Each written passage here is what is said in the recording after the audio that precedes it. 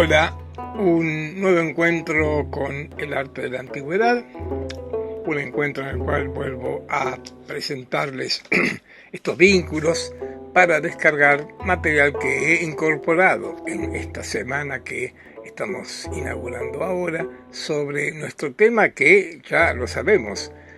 En la clase pasada nos metimos en el terreno de la antigua Grecia y seguimos en este ámbito. Recordarán que al final de la clase pasada abordamos la cuestión del arte griego poniendo en primer plano este periodo llamado arcaico y su arquitectura. La arquitectura del periodo arcaico griego que estamos acá reiterando y ubicando entre los siglos IX y VI antes de Cristo, nos presenta un tipo de edificio muy importante, que es el templo griego. Estoy repitiendo conceptos de la clase pasada. El templo griego denomina un tipo de edificio religioso de la antigua Grecia, por un lado, pero también una tipología que puede repetirse sin ese contenido de templo ni religioso en distintas construcciones, en distintos símbolos e imágenes que pueden llegar hasta nuestros días. En relación con esa tipología y ese edificio, el templo griego, señalamos que uno de los aspectos más relevantes es el empleo de los pórticos y las columnas involucradas en ellos. Por eso nos pareció fundamental, me parece esencial, que estemos abordando acá el tema de las columnas griegas, pero que, para decirlo en términos más arquitectónicos, nos conducen a la cuestión de los órdenes arquitectónicos griegos y clásicos. Verán que la distinción merece la pena marcarla. En primer lugar, y volviendo con temas que, insisto, consideramos en la clase anterior, recordemos los elementos que involucran un orden arquitectónico. Este vínculo entre columnas y entablamentos. El estereóbato tal vez no sea tan relevante, pero sin duda que las columnas verticales y el entablamento horizontal son dos elementos bien centrales en lo que llamamos los órdenes arquitectónicos, que, como estamos viendo, son una culminación, una proyección del viejo sistema trilítico que con ustedes vimos a partir de la arquitectura egipcia. Lo vimos en la semana pasada, lo reitero muy rápidamente. ¿A dónde debemos mirar en una columna? Bueno, en su base, si la tiene, en el fuste, que es lo central en toda columna, y en su capitel. El entablamento clásico está repartido en tres ámbitos: debajo un arquitrabe, sobre él un friso y encima una cornisa. Acabo de marcar el intercolumnio, que no es un elemento central, pero que a la hora de analizar el efecto estético de una arquitectura, pues bueno, las columnas muy apretadas, muy separadas, provocan y producen distintos efectos estéticos, pero dejémoslo esto así como para que lo apliquemos cuando corresponda. Elementos de los órdenes arquitectónicos, entonces, que vamos a estar usando a partir de ahora. Lo señalé el otro día y lo reitero hoy. Es una catarata de nuevos términos que de a poco iremos incorporando y que finalmente vamos a poder manejar con cierta comodidad. ¿Cuáles son estos órdenes arquitectónicos? Bueno, los que se aplican en esta arquitectura de carácter griega o clásica y que ahora yo estoy acá repitiendo. Miren, lo que acabamos de ver en un dibujo muy mal hecho, ahora lo presento en una fotografía del Erechtheion de la Acrópolis de Atenas para estar visualizando estos elementos que estábamos ahí mencionando. Lo digo para machacar y para que vayamos incorporando estos términos. El estilóbato, último escalón del estereóbato, sobre el que se levantan los estilos, las columnas, que tienen base o no, que tienen fuste siempre, un capitel que sostiene un entablamento horizontal sobre el cual encontramos un arquitrabe, un friso, una cornisa. ¿Avanzamos? ¿Cuáles son estos órdenes arquitectónicos clásicos, ahora griegos más específicamente? Bueno, son tres. Desde muy antiguo se distinguieron tres órdenes arquitectónicos empleados en la arquitectura griega, que son los que ustedes tienen acá en pantalla: el dórico, el jónico y el corintio. Verán que yo estoy usando el término orden y no columna y no capitel. Y me parece que nos tenemos que detener un segundo en esto, porque a la hora de estar pensando esta categoría de la arquitectura, que son los órdenes arquitectónicos, hemos de pensar mucho más en una cuestión de proporciones que de un simple o un mero capitel. Es verdad, todos identificamos el dórico, el jónico y el corintio por los capiteles, pero son estos tres órdenes algo más que los capiteles. Vamos a comenzar entonces a describirlos a cada uno de ellos y empezamos por el orden dórico, porque pareciera que fuera el más antiguo de todos los órdenes griegos.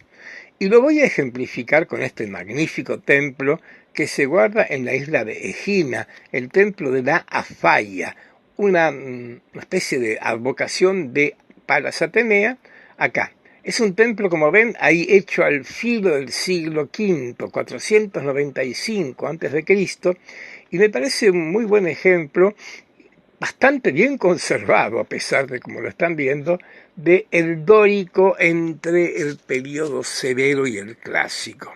Veamos, ya volveremos con estos conceptos. Acerquémonos para describir un orden dórico, y entonces sí, columnas, entablamento.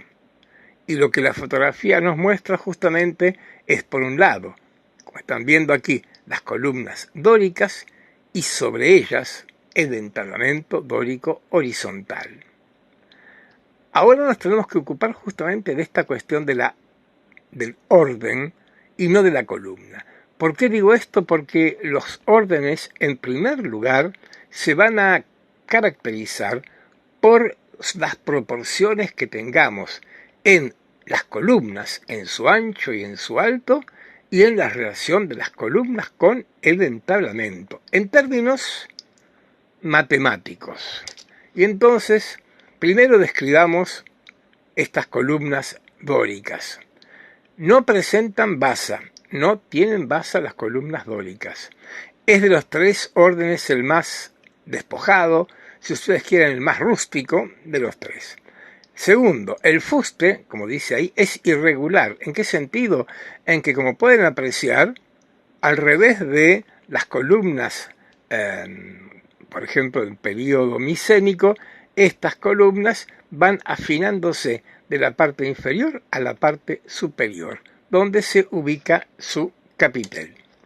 Sobre el capitel corre el entablamento, que está constituido por tres partes: un arquitrabe, en este caso liso, un friso, del que debemos ocuparnos, y una cornisa. Y ahora vamos a lo que planteaba recién, a las proporciones.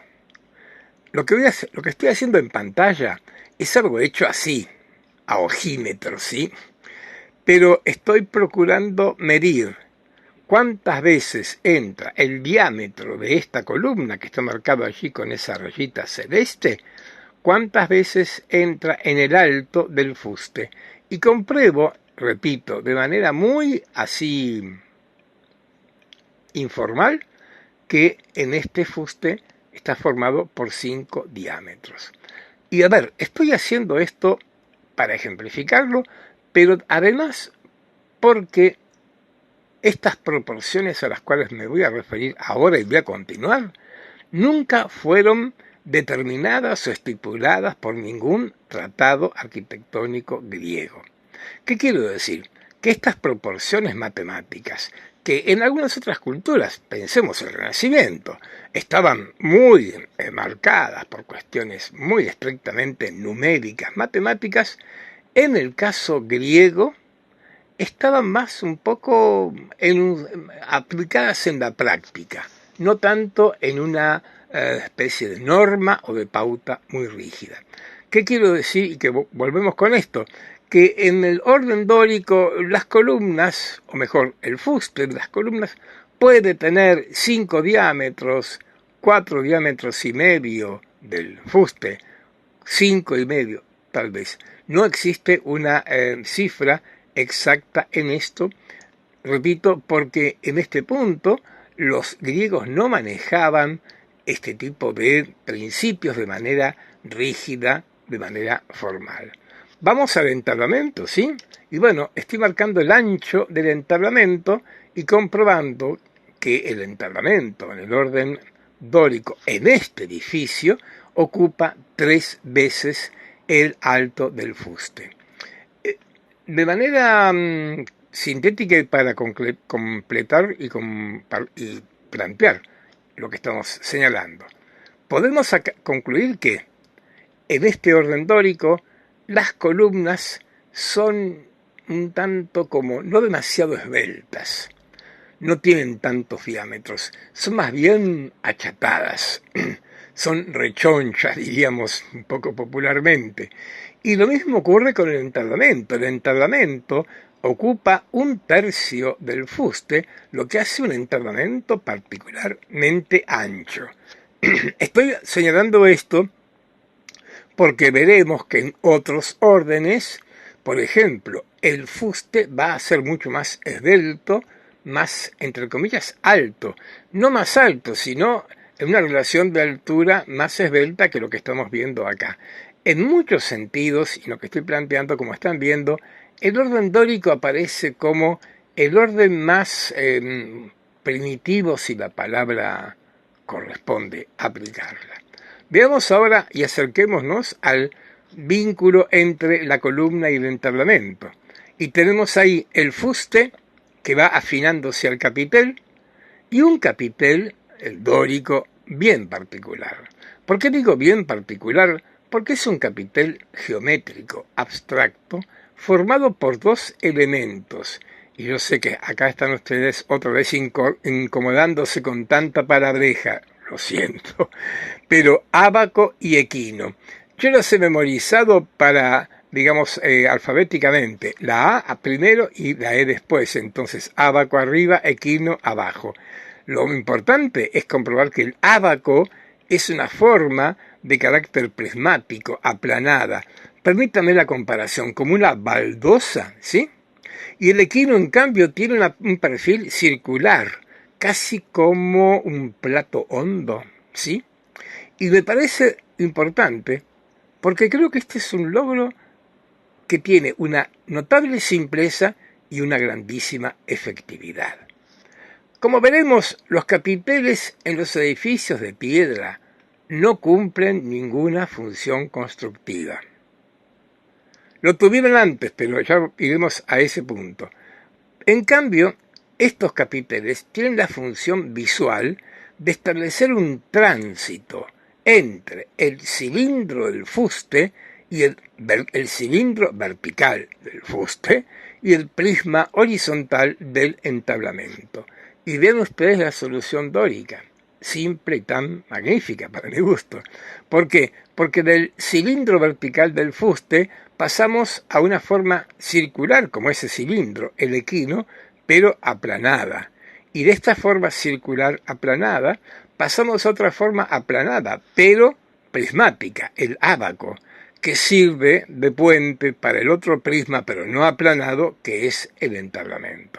Yo en esto creo que el dórico con su simpleza cumple una función muy, muy efectiva.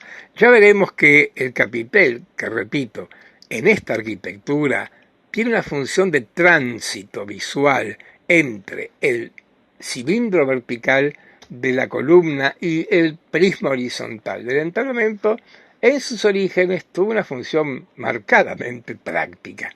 Pero sigamos con esta parte del orden dórico. Bueno, vamos al entablamento, formado por estos 3 elementos horizontales. Por un lado, el arquitrabe, liso, y así será, en este orden, no en todos. Luego el friso, Y luego la cornisa, que en el caso del templo que estamos considerando, lamentablemente se ha perdido. La cornisa es como el punto final, el cierre de esta construcción. Y me detengo en el friso, porque el friso dórico es así y no es semejante a los otros órdenes. En el friso dórico se alternan estas bandas verticales 3, llamadas triglifos, y estos espacios cuadrangulares llamados metopas. Más palabras para nuestro vocabulario arquitectónico. Triglifos y metopas son elementos que determinan, caracterizan al orden dórico en su entablamento. Como decíamos, me parece importante ver, por ejemplo, el caso de los capiteles. Como tantos otros elementos en la arquitectura, no aparecen solamente por una mera necesidad decorativa, sino por lo común por una cuestión de carácter práctico, tanto funcional como constructivo. Y entonces vayamos a los primitivos templos griegos, porque antes de que los griegos pudieran hacer templos de piedra tallada con toda esta perfección, hicieron templos que estaban hechos de madera, la primera tecnología que manejan muchos pueblos. Y ahí tenemos este esquemita. Y ahora cuando colocamos este dibujo, aparece la importancia que tenía el capitel en cualquier estructura de madera. El capitel era el elemento ahora de tránsito de fuerzas, impedía que el empuje vertical de la columna dañara, doblara el elemento horizontal del entablamento. Así era. Y fíjense que también los triglifos son resultado del canto de los tirantes horizontales que iban armando la estructura del templo. El tema es mucho más largo y más complejo, pero sepamos que todas estas formas que estamos viendo acá fueron una manera de traducir en piedra lo que eran los primeros templos, las primeras construcciones que obviamente se hicieron con madera. ¿Vamos entonces a continuar? Sí, viendo algún paso siguiente, a que al orden dórico, pero ya en un momento clásico. Y obviamente debemos elegir el Partenón de Atenas, y estoy destacando aquí los elementos, porque este es un templo dórico, de orden dórico, y estamos viendo acá, un poco para repasar, el ábaco sobre el cual se corre el arquitrave, debajo del aequino, el otro elemento del capitel dórico, y el fuste, como estamos viendo, acanalado en este caso. Y resulta interesante ver este capitel del Partenón de Atenas, porque es un ejemplo del dórico del siglo V a.C., al que estamos llamando dórico clásico. El siglo V a.C., como veremos en muchos aspectos, en el arte griego, en la Atenas particularmente, es el siglo del clasicismo. Y justamente es clásico en muchos aspectos también en la arquitectura. Y entonces quiero mostrar un dórico anterior al dórico del siglo V, y me voy a Paestum. Volveremos a esta ciudad napolitana, ahí en el sur de Italia, para ver ejemplos del capitel. Ahora sí, hablo de capiteles, por ahora, del capitel dórico arcaico. Como pueden ver, el equino, en lugar de tener esta forma en diagonal, tiene esa forma redondeada. Y como están viendo, el tamaño del capitel es bastante más grande que el entablamento en el arcaico. En el clásico hay un mejor vínculo. Mejor digo porque no hay un salto tan grande de formas entre uno y otro. Presentado entonces el orden dórico, me gustaría que buscáramos ejemplos de orden dórico, que los hay en muchísimas ciudades del mundo. Me gustaría señalar solamente esto. En el siglo XIX fue muy fuerte la arquitectura llamada historicista. En el siglo XIX, en buena parte del mundo occidental, se hicieron edificios que marcaban un revival de los estilos del pasado. Esos estilos llamados neo, comenzaban con el prefijo neo y que, insisto, estaban presentes en buena parte del mundo occidental, también en la Argentina. Yo elegí un edificio de Buenos Aires que me parece interesante para comprobar, a ver, cómo podemos percibir el dórico clásico. Bueno, haciendo esto, yéndonos a la City porteña, allí a la calle 25 de Mayo 276, donde se levanta la Catedral Anglicana de San Juan Bautista. Es un excelente ejemplo de lo que se llama el neoclásico. Sí, neoclásico, acá este edificio, vean ustedes la fecha, 1831. Su autor, el inglés Richard Adams, un edificio de los más bellos y mejor conservados de Buenos Aires. Ya sabemos, Buenos Aires no tiene mucha, digamos, antigüedad arquitectónica por un montón de razones, pero este edificio datado en 1831 tiene esta prosapia y estamos viendo muy buen ejemplo. Están viendo columnas dóricas estriadas, más finas hacia el capitel, ábaco, equino, el entablamento con el arquitrabe liso y el friso con trilifos y metopas. Ven ustedes, siempre sobre el eje de una columna va a caer un trilifo. Es lo que vimos en el esquemita de la imagen dibujada, porque esto era el recuerdo de los tirantes que apoyaban sobre los soportes, las columnas, cuando los edificios eran de madera. Ahí tenemos un detalle de este pórtico particularmente bello de esta Catedral Anglicana de San Juan Bautista, que está ahí, rodeada de bancos y de financieras en la calle 25 de Mayo 276 de la ciudad de Buenos Aires. Orden dórico, entonces. ¿Cómo continuamos? Tal vez con el orden jónico. ¿Por qué digo tal vez? Este ordenamiento que estoy haciendo yo es un poco el que habitualmente se presenta y es probable que sea esto. ¿En qué sentido? Que el más antiguo de los órdenes fue el dórico, luego apareció el jónico y luego el corintio. En principio, por los nombres que presentan, el dórico nos remite a los dorios, al Peloponeso, al continente. El jónico nos remite a las ciudades de la Jonia, es decir, de el Asia Menor. Ya hemos planteado en un mapa, y volveremos, estas ciudades ubicadas en lo que hoy es Turquía, la Jonia. Marco esto porque es muy probable que el jónico sea posterior, pero además de ser posterior al dórico, el jónico presenta algún matiz de carácter oriental. Las ciudades jonias, el mar jónico, es para tenerlos presentes para ver las características de este orden. Ahí elegí un pórtico del Erechtheion. Es un templo que está dentro de la Acrópolis. Acá estamos viendo la fachada oriental y los elementos que lo componen son estas columnas que ahora también, como hicimos recién con la falla de Egina, muy así, intuitivamente, estamos marcando el diámetro del fuste y lo proyectamos en el alto y advertimos que estas columnas son mucho más esbeltas, creo que es la palabra apropiada, que las del orden dórico. 9 diámetros. Y si hacemos algo semejante con el entablamento, veremos que en este caso este entablamento ocupa 5 veces la altura del fuste, o sea, es un quinto del fuste.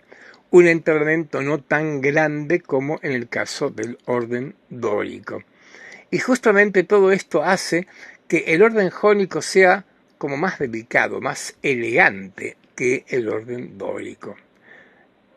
Tal vez por esta razón, en una simbología que con frecuencia se aplicó a los órdenes, al orden dórico se le dio una connotación masculina, en cambio al jónico una connotación femenina.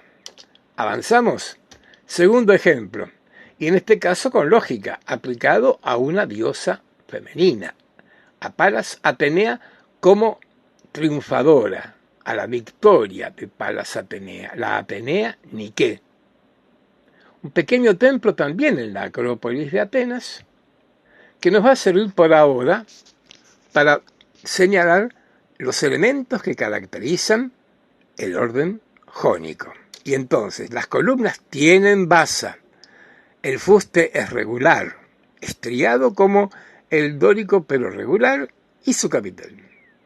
Atención, el que tengan basa y que sea regular también está muy unido con esta proporción que acabamos de advertir en términos de un orden más elegante, si cabe la palabra. El enterramiento jónico presenta un arquitrabe, pero que no es liso como el del dórico. Tiene esto que llamamos triple imposta. Lo están viendo ahí como un triple escalonamiento. Esos tres elementos que aparecen allí son característicos de este orden y el friso del jónico no presenta trilifos y metopas. Los trilifos y las metopas, con su nombre tan complicado, son patrimonio exclusivo del orden dórico. En el jónico lo que aparece es un friso corrido.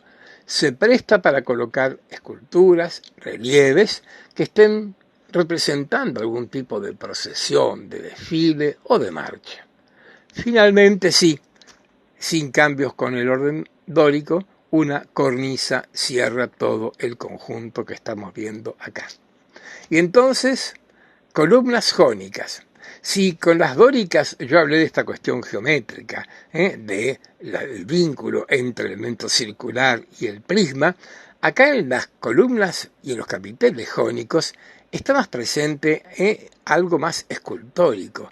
El capitel jónico exige un mayor trabajo decorativo y tal vez en esta forma de estar trabajado, como lo estamos viendo acá, formado por dos espirales que son simétricas a izquierda y derecha, proviene alguna de las explicaciones que se han dado para el significado de este orden. A ver, voy a plantear dos rápidamente.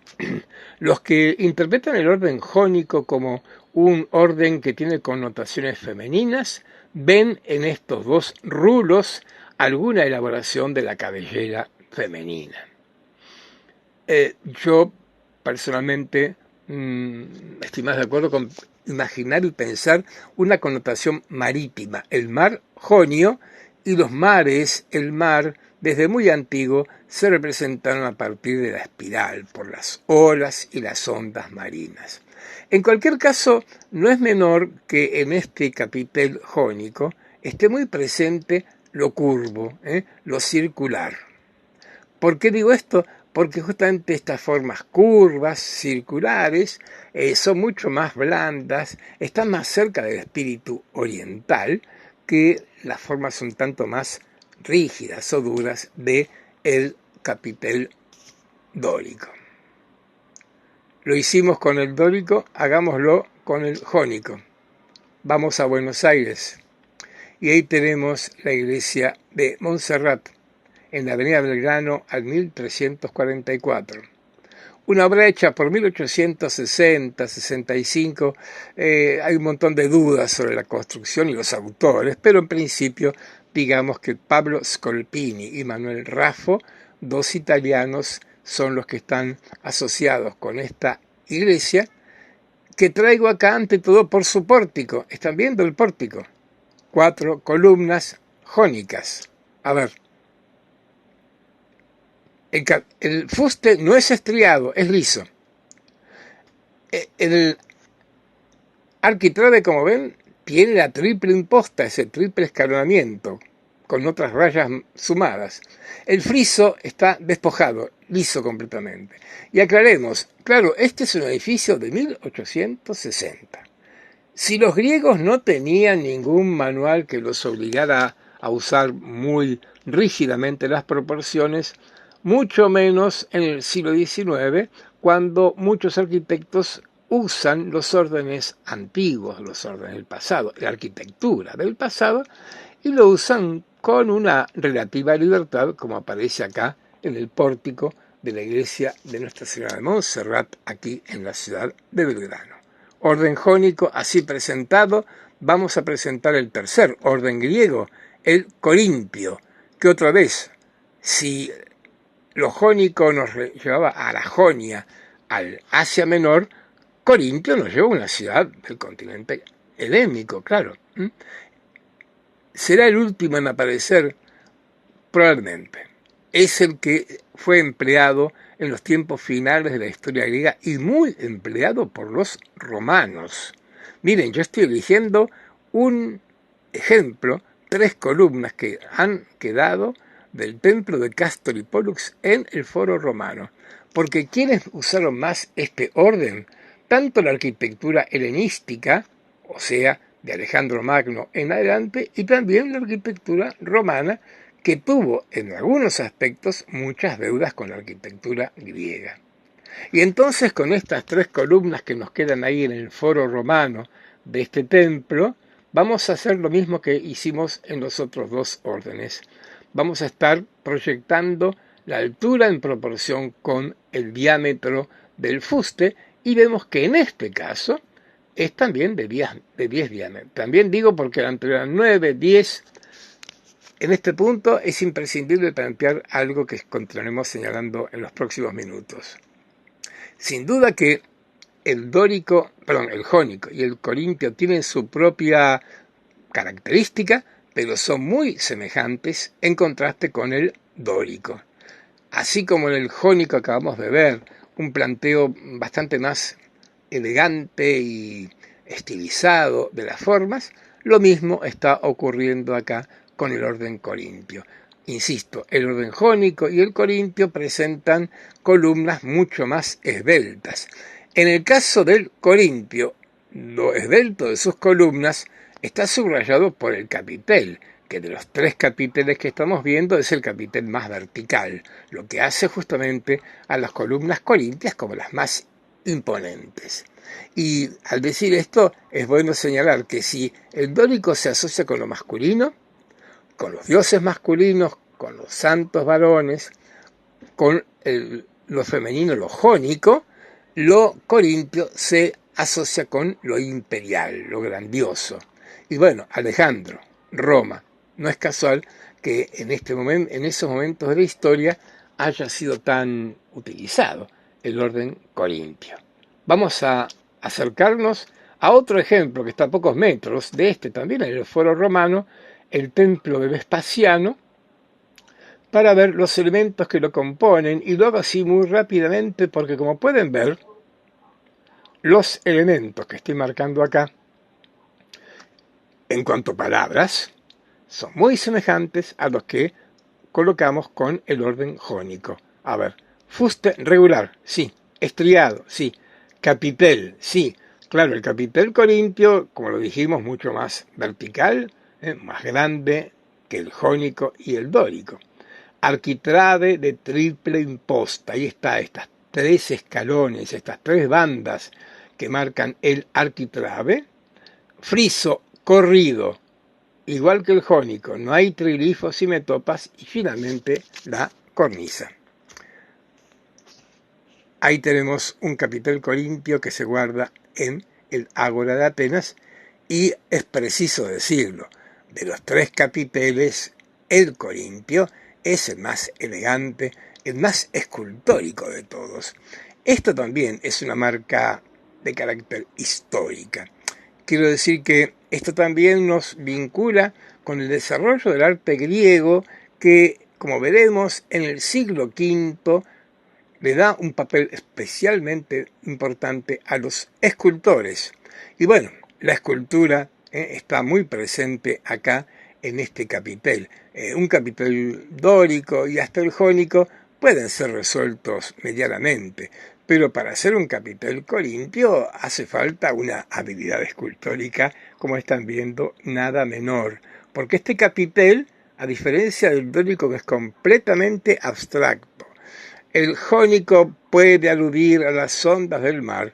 Ahora, este capitel que ustedes están viendo es figurativo. El capitel Corintio imita formas vegetales, hojas y hojas de acanto. Ahí las tienen.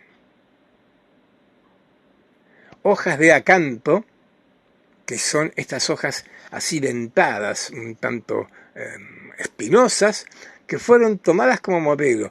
Hay toda una leyenda sobre esto.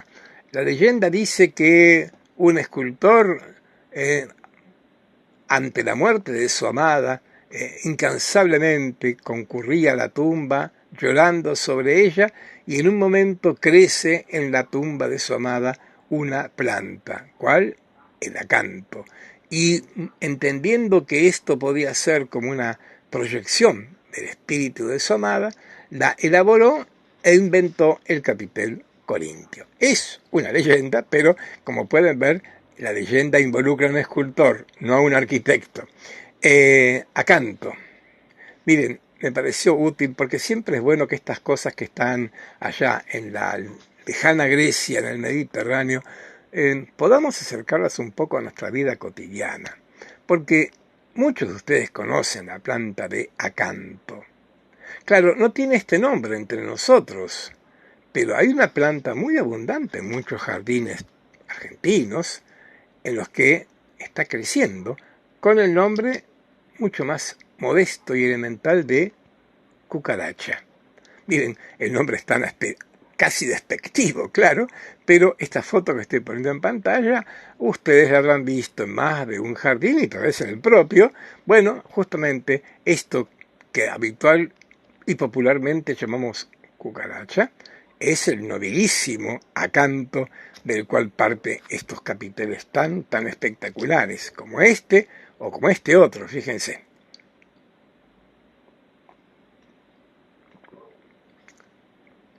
Como ven, este ya define del siglo IV, bien avanzado, pero justamente es que el capitel y el orden corintio tuvieron una proyección muy fuerte a nivel histórico.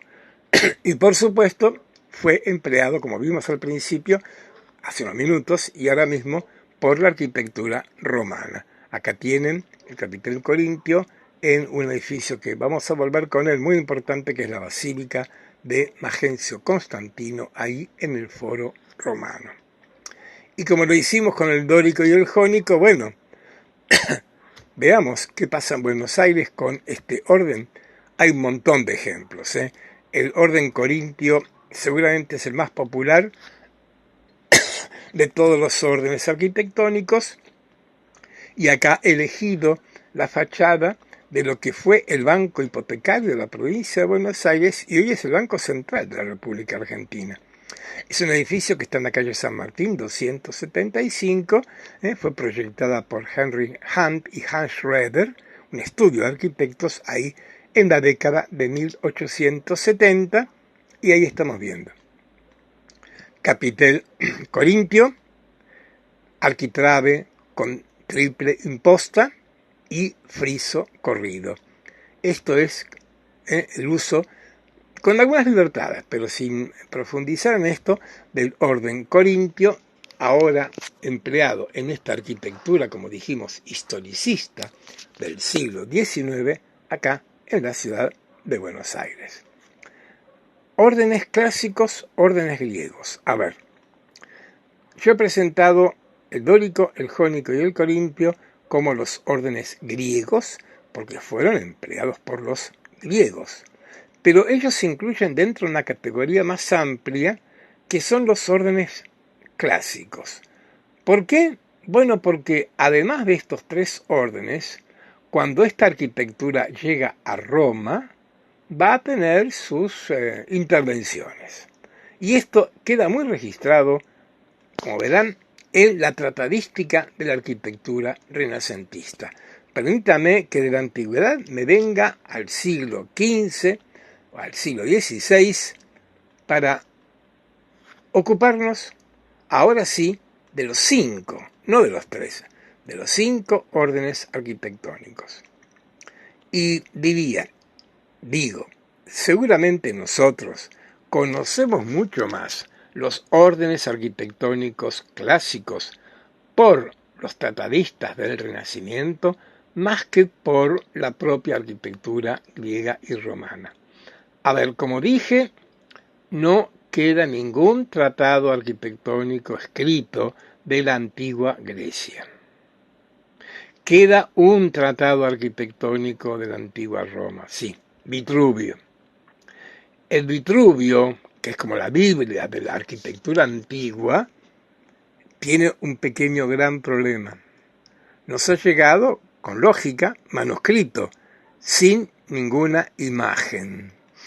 Y las imágenes valen más que 1000 palabras, ya lo sabemos, muchísimo más en el ámbito de las artes visuales, las artes plásticas. Luego, en el Renacimiento, particularmente en el siglo XVI, en el 1500, abundan los tratados arquitectónicos y allí son estos arquitectos que van a sistematizar, van a estudiar y a conocer mucho la arquitectura clásica y la van a sistematizar y formular en distintos tratados arquitectónicos. De todos ellos hay uno que es imprescindible, el que escribió Jacopo Barozzi da Vignola. 1562, publica en italiano, pero pronto se traduce a los principales idiomas europeos el Tratado de los 5 órdenes arquitectónicos. Hemos visto 3, ahora hay 2 más. Y en ese dibujo que tenemos ahí a la izquierda, a la derecha de nuestra pantalla, que está tomado, es un folio de la edición ahora en imprenta, editada de esta obra de Vignola, de su tratado. Veamos entonces qué son estos 2 órdenes que nos faltaban. Para decirlo rápidamente, son 2 órdenes que se incorporan y se agregan en la arquitectura ahora romana. Los romanos toman mucho del arte y la arquitectura griega y de la cultura griega en general, y en el campo de la arquitectura van a incorporar 2 órdenes más, junto con el dórico, el jónico, el corintio, los ven allí en ese esquemita. Ellos van a incorporar el orden toscano y el orden compuesto. Me apura a decirles que yo personalmente diría que el toscano y el compuesto, más que órdenes, son columnas o capiteles. ¿Por qué lo marco de esta manera? Porque hay una diferencia fundamental entre la arquitectura griega y la romana. En la arquitectura griega, los órdenes tienen una función constructiva, tectónica. Los órdenes están dentro de aquello que ya planteamos hace algunas clases, el sistema trilítico. En cambio, en la arquitectura romana, el sistema trilítico queda prácticamente en segundo plano. El sistema constructivo romano, además de emplear el trilitos, va a emplear sobre todo y en sus grandes edificios el sistema de arcos, de bóvedas y de cúpulas. Cuando digo esto, digo que no se trata solamente de arcos, bóvedas y cúpulas decorativas, son elementos constructivos, muy fuertes. Volveremos con esto, claro, pero lo que quiero decir es que ya en la arquitectura romana, las columnas cumplen mucho más una función ornamental, decorativa, que constructiva. Por eso, vuelvo, hablar de un orden toscano, orden compuesto, es como demasiado, pero bueno, esto es una materia opinable. Orden toscano, orden compuesto. Se van a caracterizar fundamentalmente por los capiteles. Ahí tienen un capitel toscano y ahí tienen un capitel compuesto. A ver, ambos órdenes están muy vinculados con uno de los 3 órdenes griegos. El capitel toscano o el orden toscano es una especie de dórico, pero un poco más elegante, más refinado, menos brutal, como aparece a veces el dórico. Y el capitel compuesto es eso, compuesto, y ustedes lo están viendo. Ese capitel reúne las hojas de acanto del corimpio, ¿las ven? Y sobre ellas los dos rubros, los dos espirales del jónico. Por eso compuesto, porque el capitel compuesto reúne el jónico y el corimpio. Como ven, no he hablado de proporciones, porque no es lo más relevante acá. Veamos entonces ejemplos concretos. Sí, miren, semicolumnas de orden toscano en el anfiteatro Flavio, el Coliseo, el famoso y popular Coliseo. Como ven, el capitel es muy parecido al dórico, muy simple, pero el fuste es regular y es liso, el del orden o las columnas toscanas.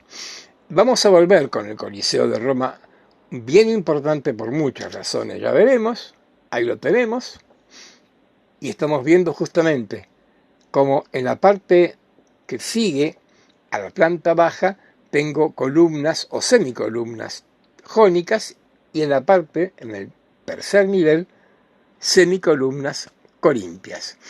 Estoy hablando de semicolumnas y justamente a partir de que lo constructivo no está dejado a las columnas, y lo constructivo, como lo vemos acá, está fundamentado en arcos y bóvedas, las columnas cumplen un papel más decorativo. Dos formas decorativas muy usadas de las columnas, una es la que estamos viendo acá. ¿Qué cosa? Las semicolumnas. Estas semicolumnas, medias columnas que estamos viendo en la parte izquierda de nuestra fotografía, no están sosteniendo nada.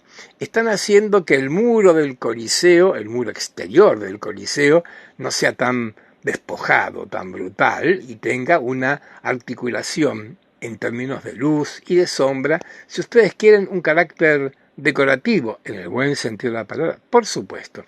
Dejamos un ejemplo romano acá en la planta baja del Coliseo y nos venimos para Buenos Aires para ver ahora qué cosa me pareció útil mostrarles la esquina del mercado de San Telmo en la calle Bolívar y Carlos Calvo, en las que Juan Antonio Busquiazo, este arquitecto que trabajó tanto a fines del siglo XIX en Buenos Aires, ubicó estas columnas toscanas, ahí los están viendo. Fuste regular, fuste liso, y este capitel sí, podríamos, como en el caso del Coliseo, hablar de un ábaco y un equino, pero como están viendo, muy pequeños, no demasiado separados del entablamento, que como ven, tiene su triple imposta, bastante elaborada, y en lo que sería el friso, el título de la obra, que es el Mercado San Telmo y la fecha de su construcción. De acá pasemos al orden compuesto o al capitel compuesto. Me pareció útil mostrarles este ejemplo. Este es el Arco de Triunfo de Tito. Hemos vuelto a Roma y un capitel muy dañado por el tiempo, lo están viendo, pero pueden distinguir, adivinar las hojas de acanto y las ondas del jónico. Bien, esto es orden compuesto aplicado a un edificio, o mejor, una construcción, un monumento de la antigua Roma. Y como están viendo otra vez, acá las columnas son elemento decorativo. Esto, ante todo, es un arco. Arco de triunfo, arco finalmente, ¿sí? Bien, a ver, algún ejemplo de este orden compuesto en Buenos Aires. Van a encontrar muchos y debo hacer una aclaración. A veces el compuesto y el corimpio se suelen contaminar. Es un poco a veces difícil determinar hasta dónde un capitel con hojas de acanto tiene o no tiene esas ondas del jónico. Pero los expertos nos orientan a que veamos como orden o capitel compuesto a las columnas que están ubicadas en el pórtico de la Catedral Metropolitana de Buenos Aires. Obra de Catherine y Benoit en la década de 1820.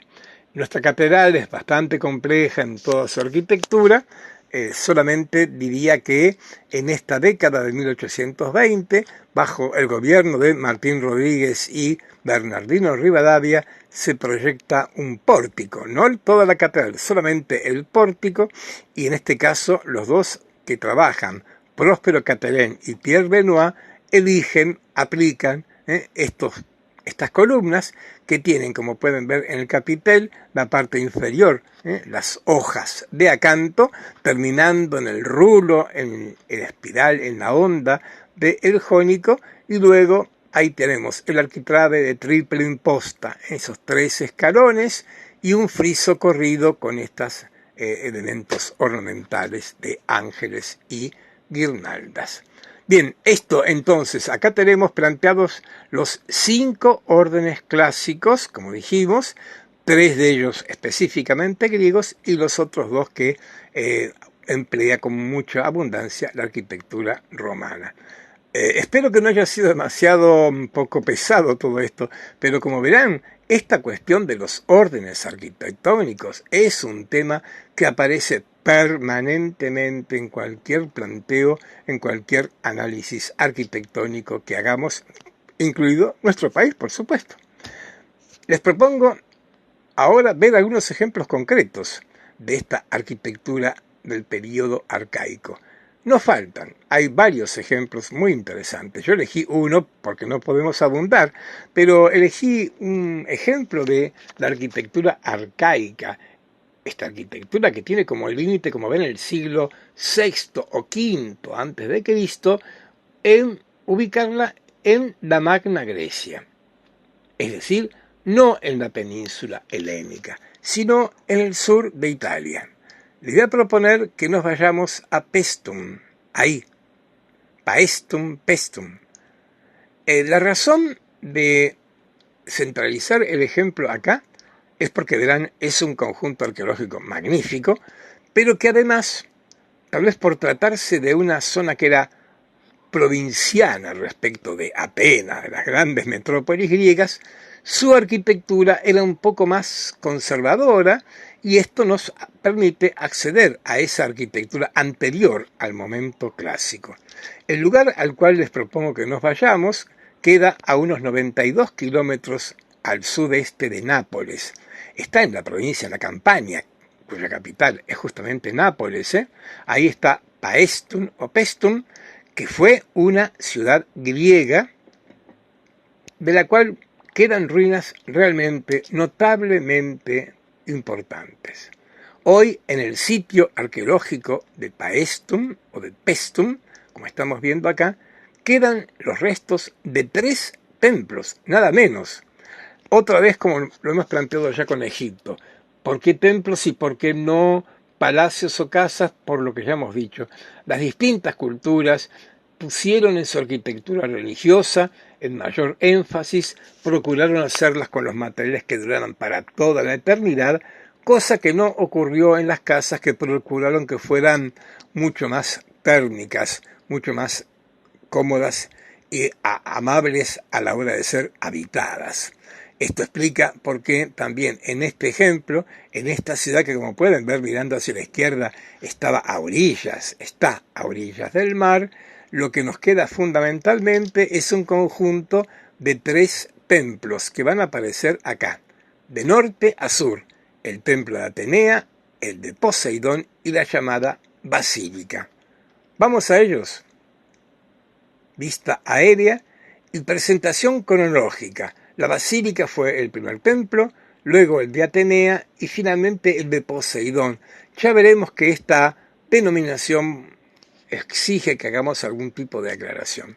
3 templos nada menos y, como pueden ver, en un estado de conservación, digamos, discreto, potable, no tan ruinosos, sobre todo el de Atenea y el de Poseidón, que acá tenemos un poquitín más cerca. Veamos entonces otra vista aérea de este gran sitio arqueológico de Paestum, que está, ahí dice, la Campania. Campania es la provincia italiana cuya capital es Nápoles, dentro de la cual está este sitio arqueológico. En griego era Poseidonia, una ciudad asociada con el mar y con Poseidón, por supuesto.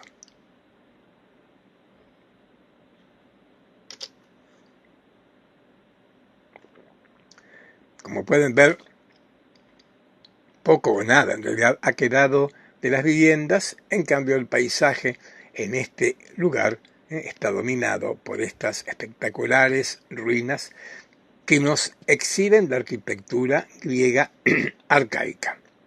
Y vamos a ir viéndolos cronológicamente. Sin duda, de los 3 templos que tenemos acá, el más antiguo es el que fue bautizado la Basílica.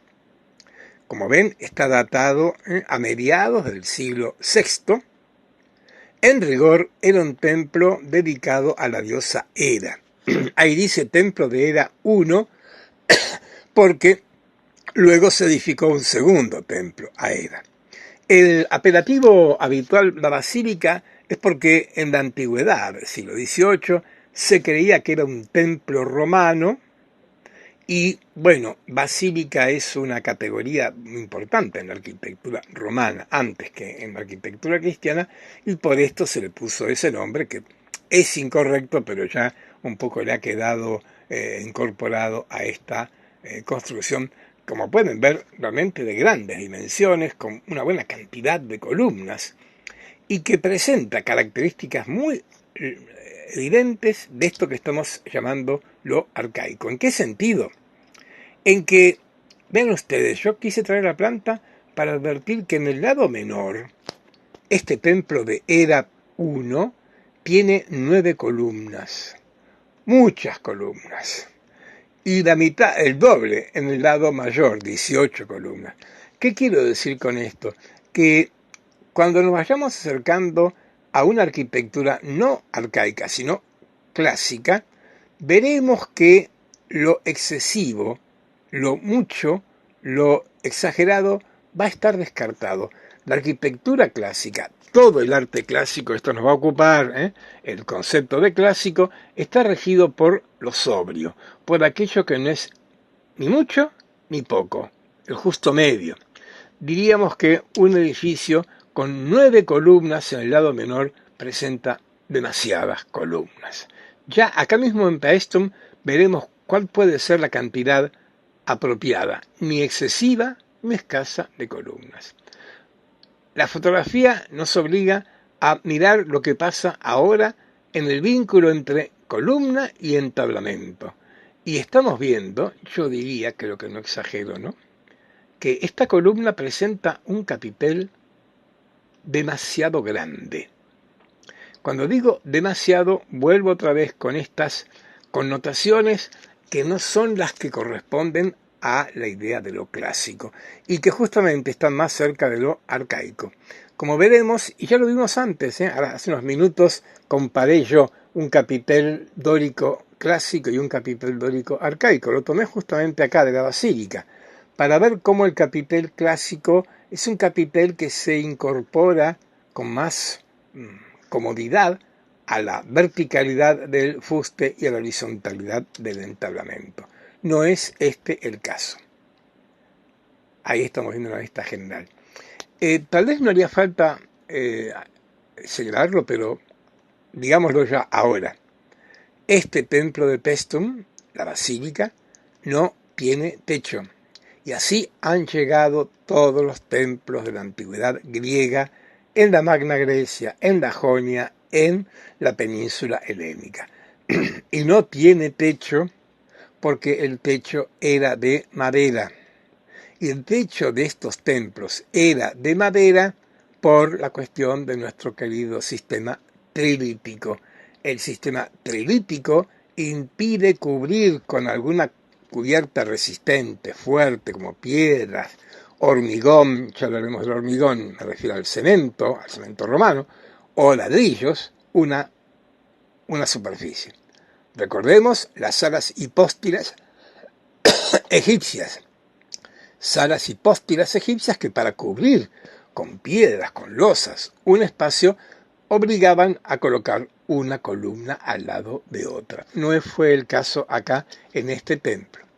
Segundo ejemplo, ahora sí, estamos metiéndonos ya ahí en el borde del siglo VI y el V, entre el 520 y el 490 a.C., está datado este templo de Atenea, que está en el otro extremo del sitio arqueológico de Paestum, y ya estamos viendo acá. Sí, el templo de Atenea presenta caracteres más equilibrados, más proporcionados. El lado menor presenta las 6 columnas que, digamos, de acá en más van a ser clásicas. 6 columnas son una cantidad apropiada. 4 serían muy pocas, 8 son demasiadas, 6. Y esto va a ser una constante. Otra vez, es que en algún lugar en la antigua Grecia alguien dictaminó que las columnas del lado menor de un templo debían ser 6. No, pero la práctica lo va imponiendo. En segundo lugar, vemos que los capiteles son también grandes, pero están un poco más, digamos, incorporados al conjunto de toda la construcción que tenemos frente a nosotros. Con lo cual también, y estas columnas son un poquito más esbeltas que las columnas que vimos recién en la basílica o el templo de Hera I allí en Paestum. ¿Nos seguimos moviendo? Bien. Y volvemos al lado del templo de Hera I para ver lo que en un tiempo se creyó que era un templo de Poseidón, pero en rigor es el templo segundo dedicado a la misma diosa, a Hera. Y estamos viendo ya impuesto el sistema de las 6 columnas para el lado menor, una proporción bastante robusta en este orden dórico. Adviertan, estos 3 templos que estamos considerando, los 3 nos presentan columnas y órdenes de carácter dórico. El dórico, por eso, como decíamos, se asocia con el inicio, con los orígenes de la arquitectura griega, y Paestum es un muy buen ejemplo de lo que estamos señalando acá. Ahí tenemos la planta del templo de Hera II, con 14 columnas en el lado mayor y poco menos de la mitad en el lado menor, con 6 columnas. Como ven, lo robusto sigue estando presente. Diría que en este caso, si nos ubicamos en los momentos en que se edifica el templo de Hera II en Paestum, presenta una solución un tanto más arcaica de lo que vamos a ver en la apenas capital, metrópoli, ciudad portuaria y muy dinámica. Va a presentar, por ejemplo, la Acrópolis y el Partenón de Atenas, que es, digamos, más clásico en alguna medida que este templo que estamos viendo aquí en el sitio arqueológico de Paestum. Valdría la pena confrontar en los años pasados, que no son tantos, del 540 al 460, cómo ha evolucionado esta arquitectura. Y cuando decimos que esos capiteles de la basílica o el templo de Hera I, que está a unos metros del templo de Hera II, son más desproporcionados, más grandes, creo que la comparación lo revela acá con mucha claridad. Les propongo hacer un pequeño paréntesis y un poco disfrutar de la belleza de este magnífico sitio arqueológico del sur de Italia.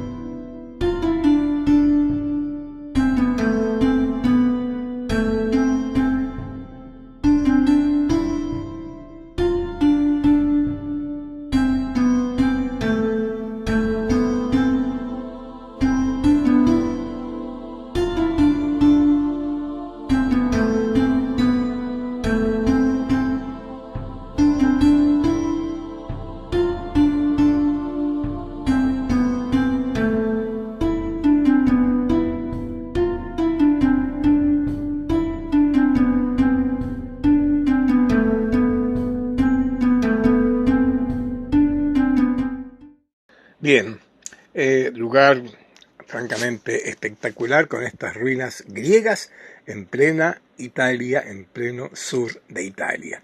Les propongo seguir este periodo arcaico, pero abrir un nuevo capítulo ahora. Claro, ocuparnos de la escultura del periodo arcaico, que como verán, tiene elementos de extrema importancia. Me pareció útil abrir el recorrido por algunos ejemplos, no podemos ver todos desde ya, pero algunos ejemplos relevantes de esta escultura arcaica griega con esta obra. Obra que se conserva en el Museo Arqueológico de Delfos, lugar bien relevante. Digamos que ahí en Delfos están las ruinas del templo de Apolo, en las laderas del monte Parnaso, nada menos, y allí en ese templo de Apolo, las distintas polis griegas tenían su tesoro, así llamado, es decir, un espacio en el cual guardaban las ofrendas que los habitantes de las distintas polis, como los naxios, por ejemplo, le ofrecían al dios Apolo.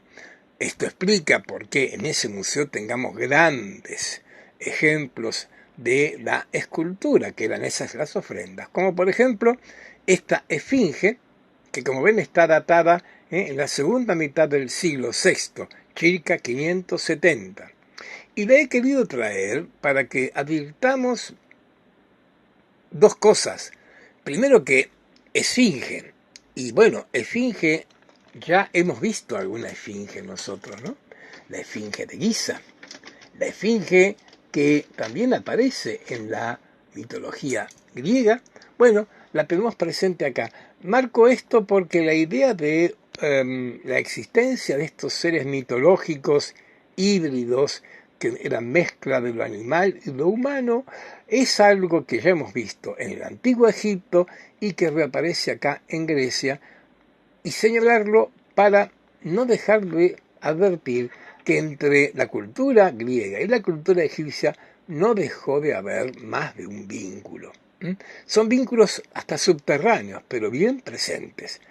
Aclaración, como pueden ver, esta esfinge se hizo mucho después de la esfinge famosa de Gizeh, pero tiene esta característica, insisto, remitirnos a un ser híbrido mixto entre humano y animal, pero además también presentarnos una figura con esa frontalidad y esa rigidez que también advertimos en la escultura egipcia.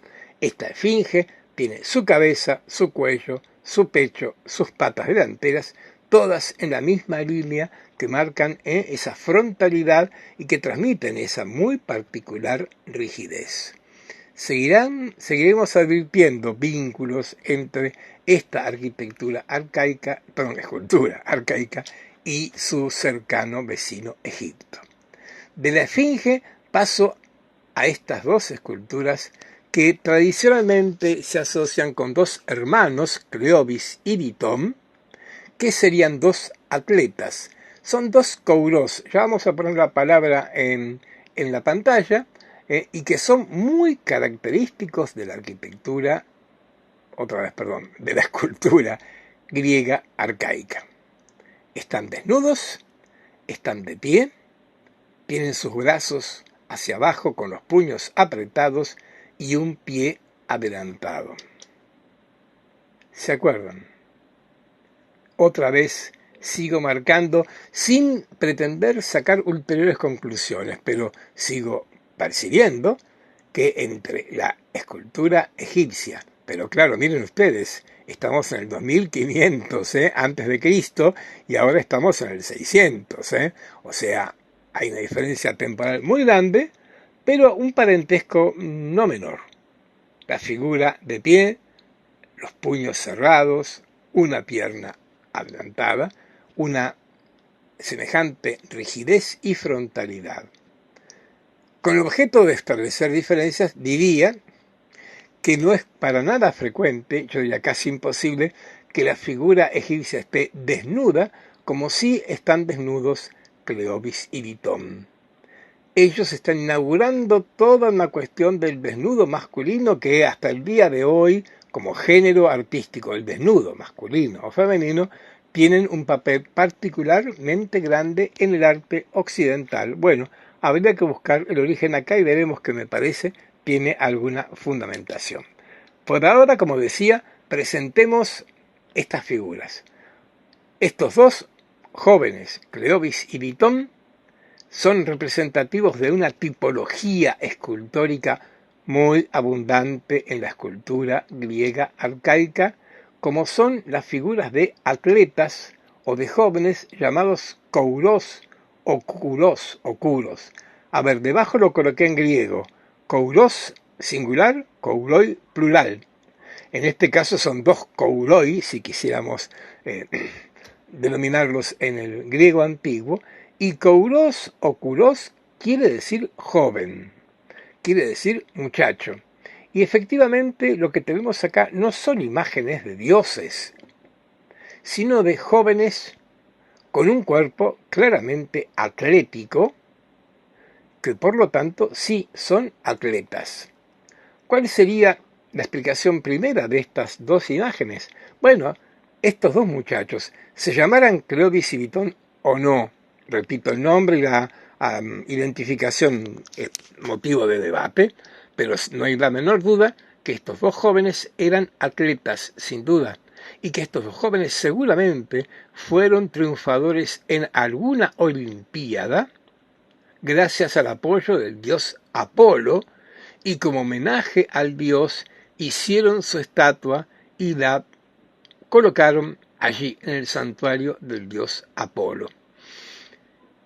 Me parece relevante porque como primer ejemplo que estamos poniendo la figura de dos jóvenes que no eran dioses, pero sí que tienen un vínculo con lo religioso por la ubicación.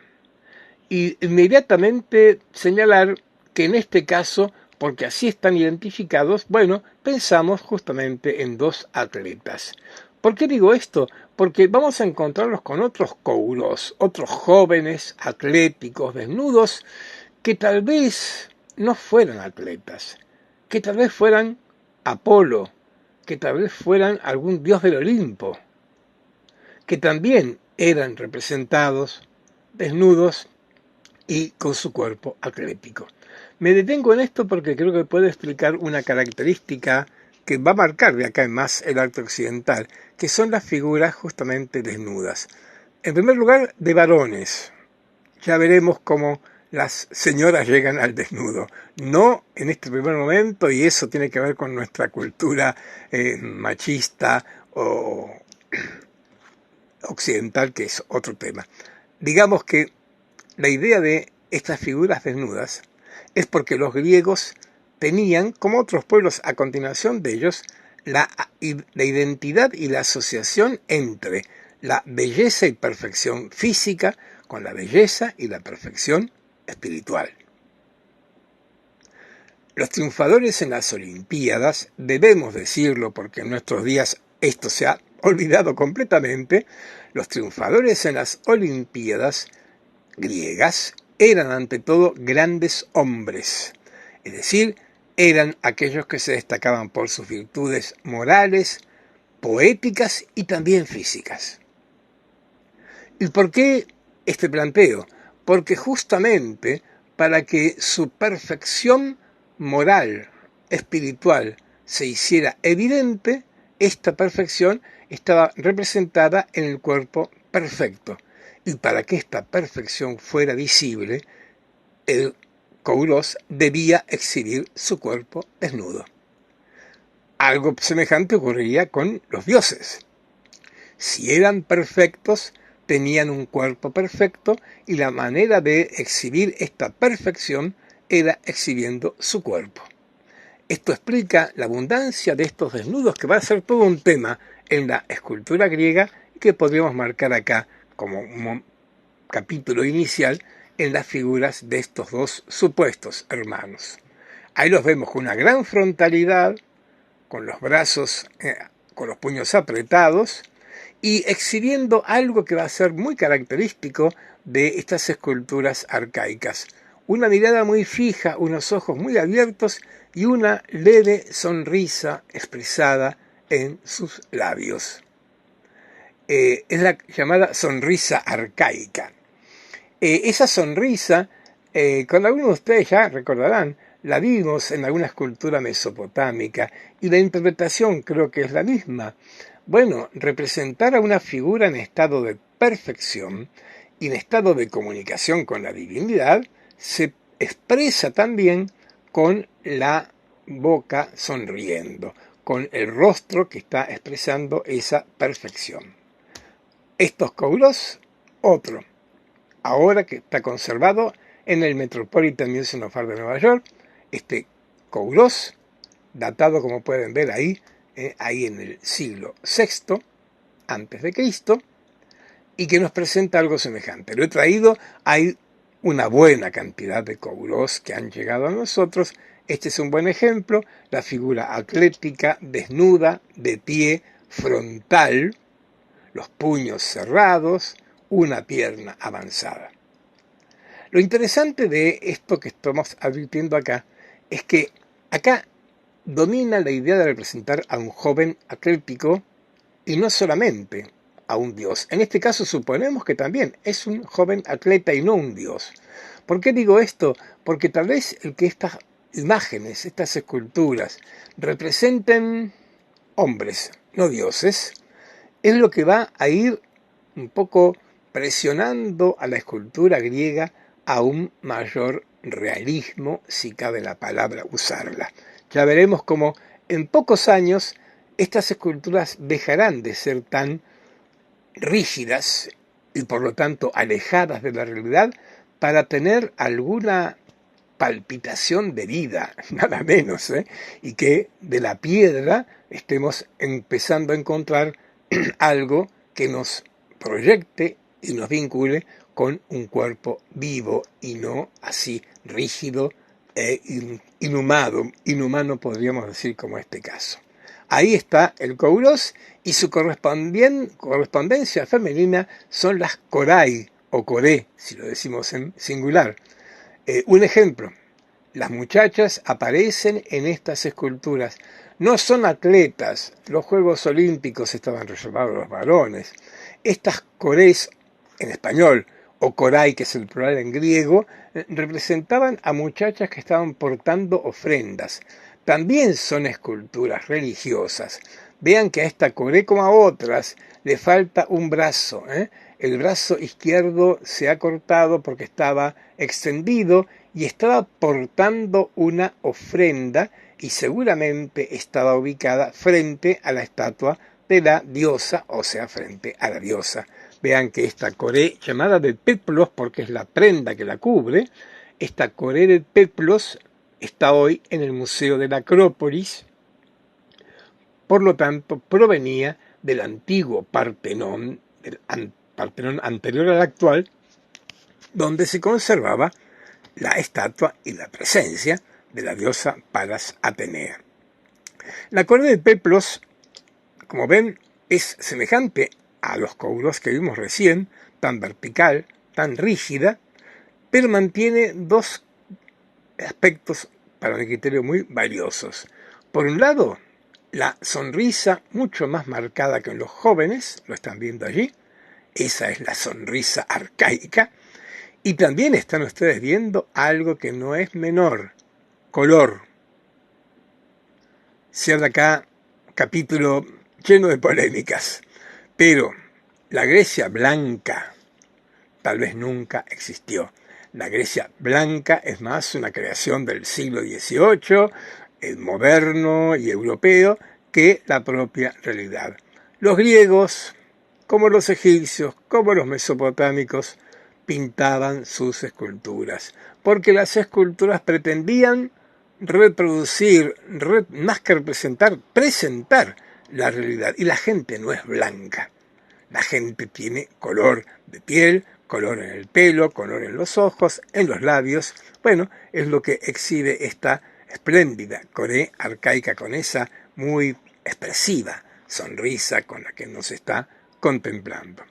Segundo ejemplo, otra coré arcaica, también en el Museo de la Acrópolis y también, como están viendo, con restos de policromía En este caso, la muchacha ha perdido su brazo derecho, en el cual, como dijimos en el ejemplo anterior, estaría portando una ofrenda.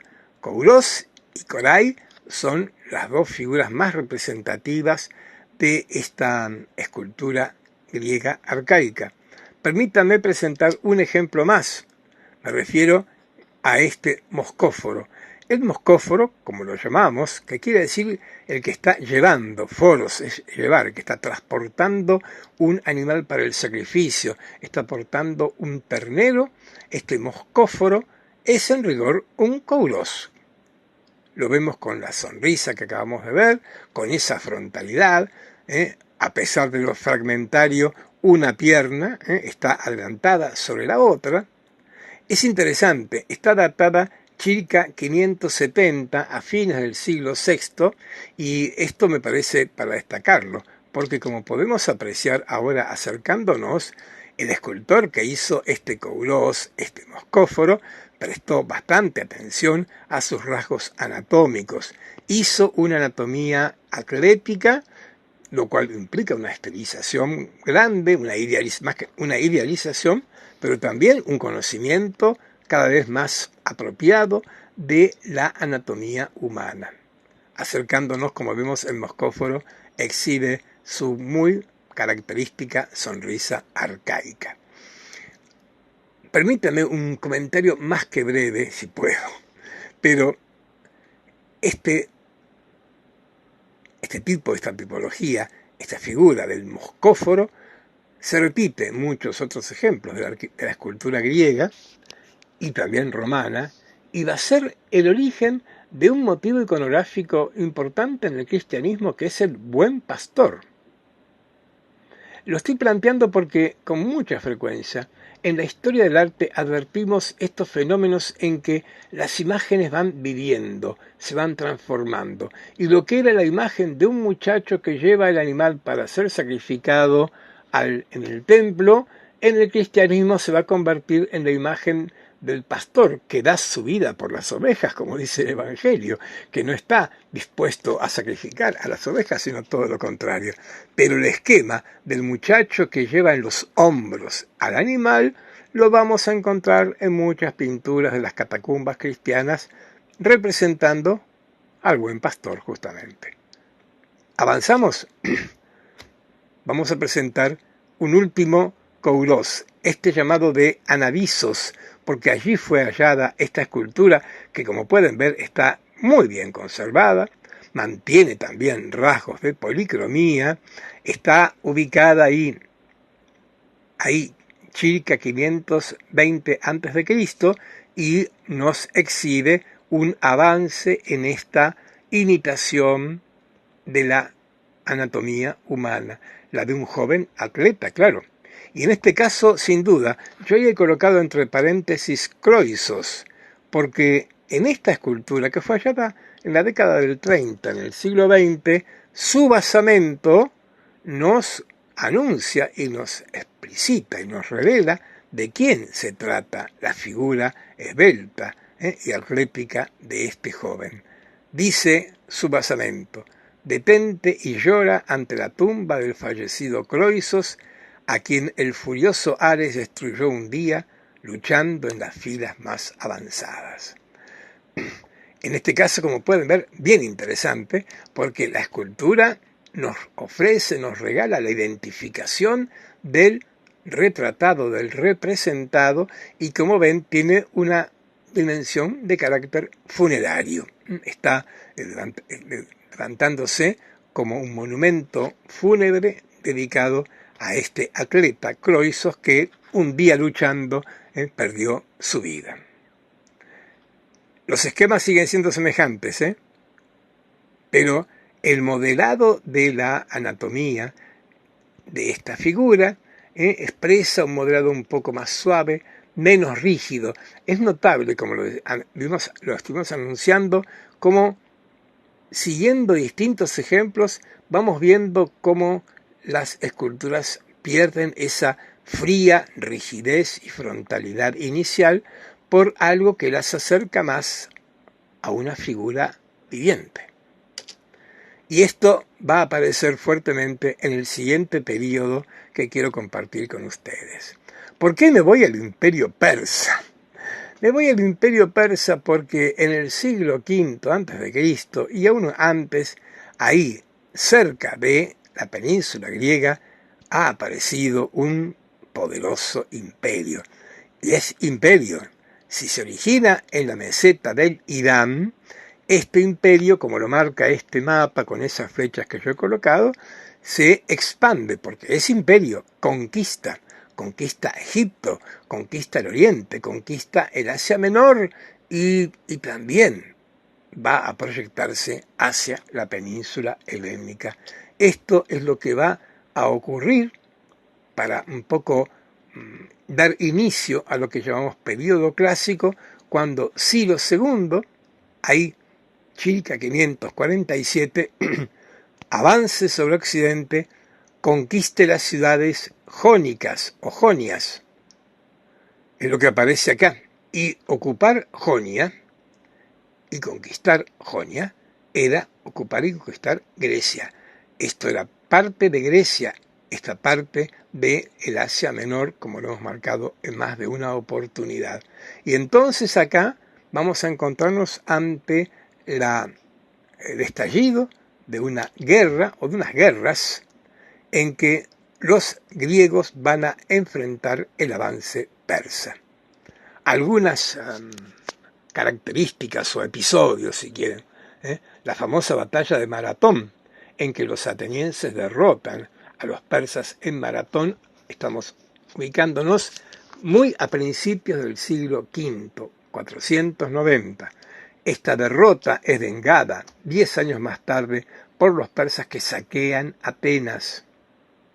Recién hablamos de la vieja Acrópolis.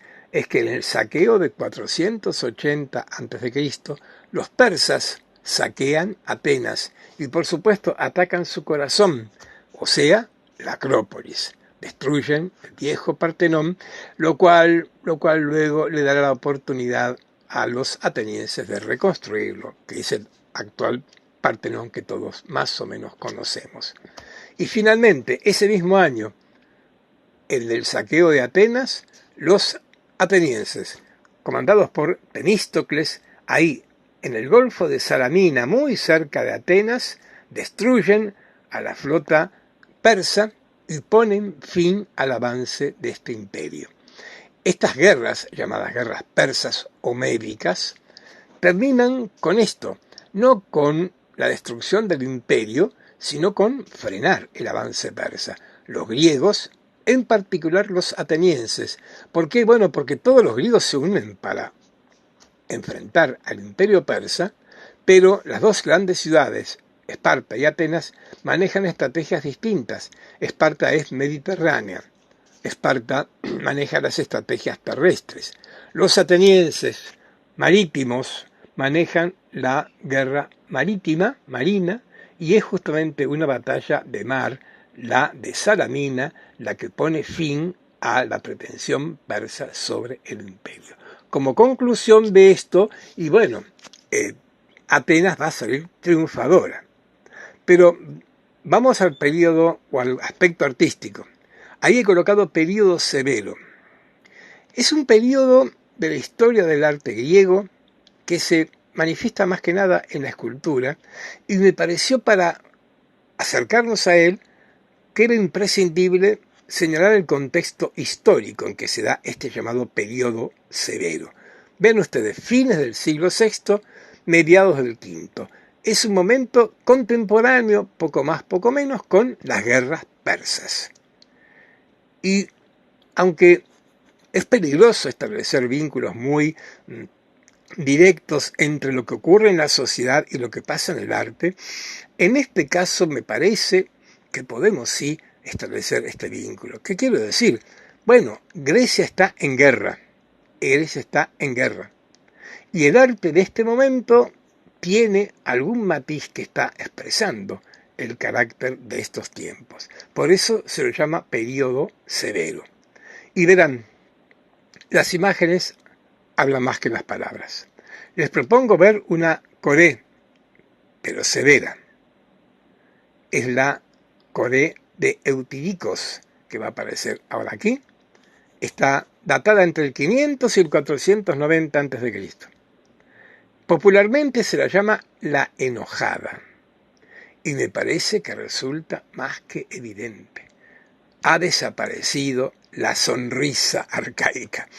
La Coré está expresando una mirada fuerte, unos labios muy cerrados, y hasta incluso el perfil de su rostro, con esas mandíbulas tan marcadas, tiene un carácter, no diría masculino, pero sí fuerte. Más allá de esto, si seguimos mirando lo que ha quedado de ella, como ven es un fragmento, vemos sus pechos, sus brazos, advertimos algo que sí también está presente en este período o estilo severo. ¿Qué cosa? Un mejor tratamiento de las formas. Junto con esta expresión tan rígida o tan fuerte, más que rígida, fuerte, de la Coré, su cuerpo, sus pechos, sus brazos, sus hombros, están modelados con mayor delicadeza. Me animo a decir esto, y el ejemplo que sigue mucho más, señalar que este periodo severo es como un periodo preclásico. Comenzamos a abandonar las rigideces del arcaico, por más que desaparezca la sonrisa, por formas que son más blandas, menos rígidas, como las que veíamos hace un rato, y si la Coré de Eutídicos es un ejemplo bien relevante, me parece que más claro todavía es el efebo llamado de Critios, otra obra del Museo de la Acrópolis.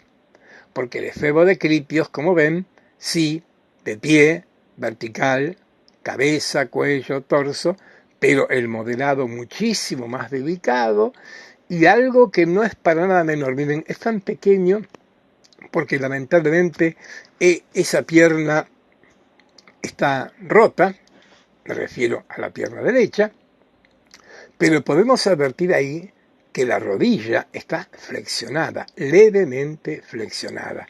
Quiero decir, el efebo de Critios no representa la pierna avanzada rígidamente, como en el período arcaico, sino que está avanzada pero flexionada. Al mismo tiempo, es pequeño pero importante. ¿Ven la cabeza levemente girada hacia la izquierda? Son pequeños elementos que hacen que esta figura comience a tener eso que habitualmente, hasta popularmente, suele afirmarse, una especie de palpitación de vida. Bueno, de eso se trata. Vamos a acercarnos, ahí vemos mejor la rodilla flexionada, lamentablemente perdida, y también podemos advertir que tanto las caderas como los hombros del muchacho tienen una leve inclinación, no son tan horizontales, leve por ahora, pero todo esto contribuye a que esta figura esté ganando en palpitación vital y perdiendo la fría rigidez del arcaico. Siguiente ejemplo, miren ustedes, una cabeza solamente, solo una cabeza, pero tan relevante, porque esta cabeza, como pueden ver, por un lado está inclinada hacia la izquierda y girada levemente a la izquierda. Eso tan mínimo hace una notabilísima diferencia. Hace otra vez que la figura esté perdiendo esa rigidez y que tenga esta sensación como de posible movimiento. A ver, la escultura de acá en adelante va a procurar buscar lo imposible, que es que sus imágenes, que serán estáticas por naturaleza, no sugieran movimiento. Y sí, esto es algo muy frecuente en el arte. Le van a pasar a los pintores, ¿no? Porque no es el fenómeno acá en Grecia, nos ocuparemos de esto más adelante, pero la pintura, y es plana por naturaleza, sin duda, pero un gran desafío de los pintores es sugerirnos la tercera dimensión, justamente. Vuelvo a la escultura con este ejemplo, el efebo rubio, así llamado. Vamos a ir cerrando nuestra clase presentándoles Otra obra que está ahí en el Museo de Delfos, el Auriga de Delfos. Obra muy, pero muy importante por un montón de razones. La primera, es la primera escultura que yo estoy compartiendo acá con ustedes, hecha en bronce. Y lo subrayo de esta manera, porque al decir una escultura hecha en bronce, estoy diciendo una escultura hecha con la técnica más excelente, más grande, más perfecta, más valiosa que los griegos aplicaron. A ver, estamos acostumbrados a pensar en el mármol, el viejo mármol como algo tan marcadamente griego. Sí, pero en la antigua Grecia, el bronce, las esculturas como esta, que estaban vaciadas en bronce, es una escultura hueca de bronce, eran las más valoradas en el campo artístico y había un montón de razones para esto. Pero ¿por qué tantos mármoles y tan pocos bronces? La explicación es terrible, ¿no? Piensa en lo peor. El bronce puede fundirse. El mármol no tiene sentido molerlo. Quiero decir que mucha escultura en bronce se ha perdido. Algunas se han conservado por un montón de razones muy escasas, pero bueno, por eso es el mérito del Auriga o Auriga de Delfos, ser una de las pocas esculturas en bronce que han llegado a nosotros, y otra vez la escultura muestra algo muy típico de este periodo severo, porque quien encargó esta escultura era un atleta, otra vez como Cleobis y Vitón. Es un atleta que ganó las Olimpiadas sosteniendo, manejando un carro con caballos.